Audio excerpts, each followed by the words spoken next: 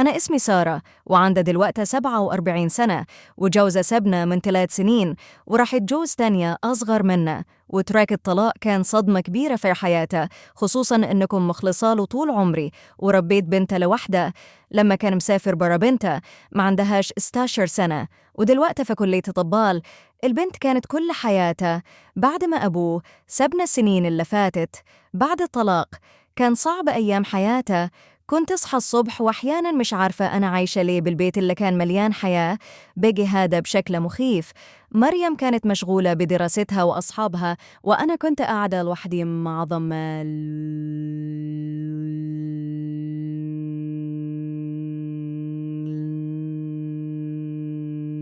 سباحة جد خلصي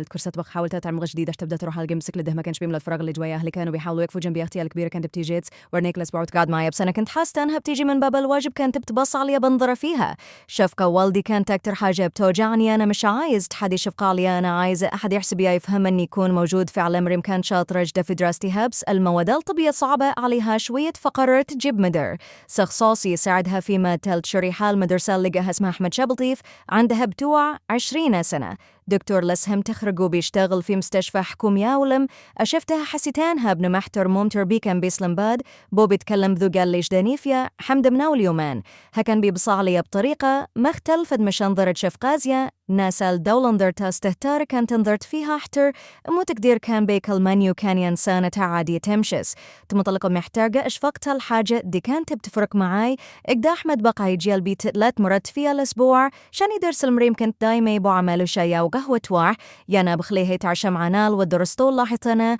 حمد شاب حنين قوي كان دايما يسأل علياوي قولي حض رتك إيست يا طنطا محتاجة حاجة الكلام ده كان بيا ثرفياك دلاني كنت محتاجة حد يسأل عليا بعد ماج وزي سبني فيا البداية كانت بعملها كانها فعلابن. مريم بسمع الوقت لقيت نفسي بستنى اليوم اللي هي جي فيها كنت بخلي بالي من شكلي أكتر بلبس حاجة تحل وده شوية بحط شوية مكياج خفيف فيا الوان كنت بقول نفسي عندها عادية يستبدحها بتبقى في أحسن شكل بس جواي. أكنت عرفت أنا الموضوع بدأ يختلف مرة. مريم كان عندها امتحان مهمتين اليوم الصبح وأحمد فضل يدرس لحد الساعة 10 بالليل. قلت له يا دكتور أحمد الوقت تأخر أوي، تحب تبات هنا عندنا أوضة الضيوف فاضية في الواحد؟ رفض، بس أنا أصريت لأن المواصلات قصة، فوافق وقال تسلم يا دكتور على ذوقكم.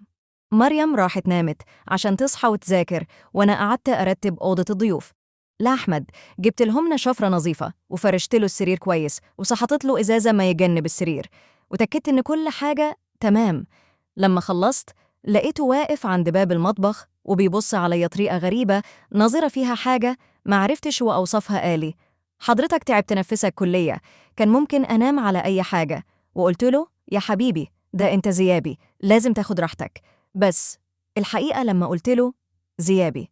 حسيت إن الكلمة دي مش صادقة خالص. نامش بصله، كانوا ابني، كانوا بصله كراج،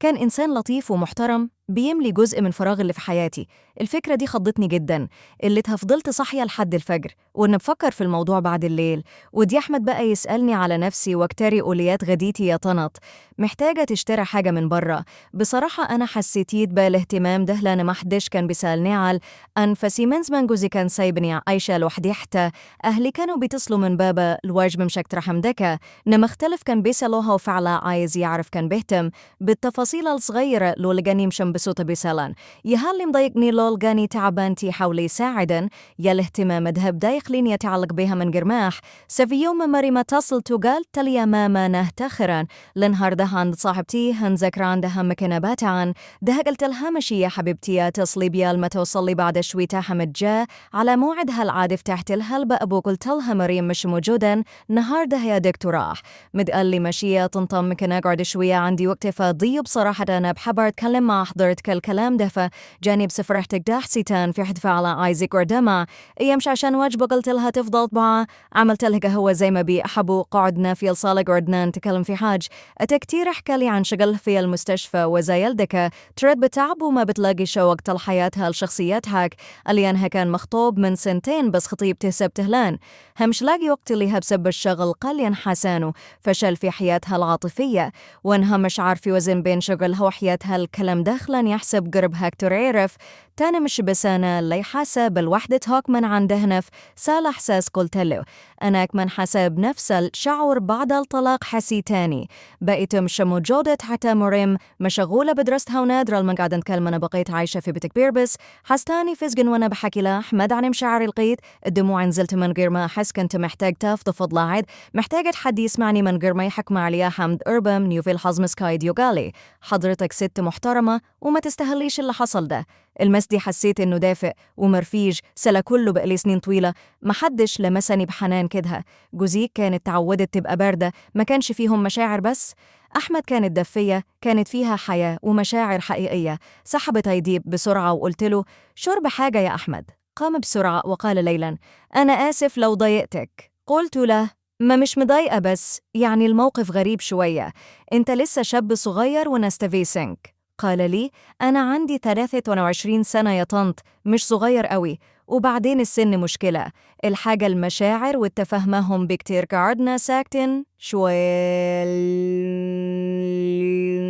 توتربش كرهيب كل واحدة فينا عارفة في عجب بدت تحصل بنا بس ما حدش عايز يعترفوا بيها بعد شوي تحمد أمو كليانا المفروض أمشي دلوقتي مشي تهلح ده البابا هو كليانا ستانية طنط بسانة كنت صادق في كل كلمة قلتها بعد ما مشى فضلت أفكر في اللي حصل طول اللي حسيت الطريقة دي هوان الساعة عندي مشاعرنا ستيفيال ثانوية 90 من عمريم شال مفروض أكون خلاص نسيت الحاجات دي بسال حقيق تاني حسيتن في ثا جوايا كانت نايمة من سنينف اتفجت حسيتني لسه قادرته حسل سه قادر تكون مرغوبات تاني يوم حمد جه عادي هدرس ليمري ما كان بيتعامل معايا باد بزيادة عن اللزوم كان خايفة غلطة تانية أنا حاول تكون طبيعي بس كنت حاستن فيتو تربنا كل ما عيونات تتقابل كان في شراء رت قريبة بتعصل بعد ما مريم دخلت أوضتها كنت ذاك راح أحمد قاعد في الصالة شوية قال لي ممكن تكلم مع حضرتك دقيقة قلبي يوقف قلت لها تفضل قال لي أنا عايزة أعتذر عن اللي حصل امبارح أنا ما كنتش أقصد أضايق حضرتك بس بصراحة أنا بعس براحتك وأنا معاكي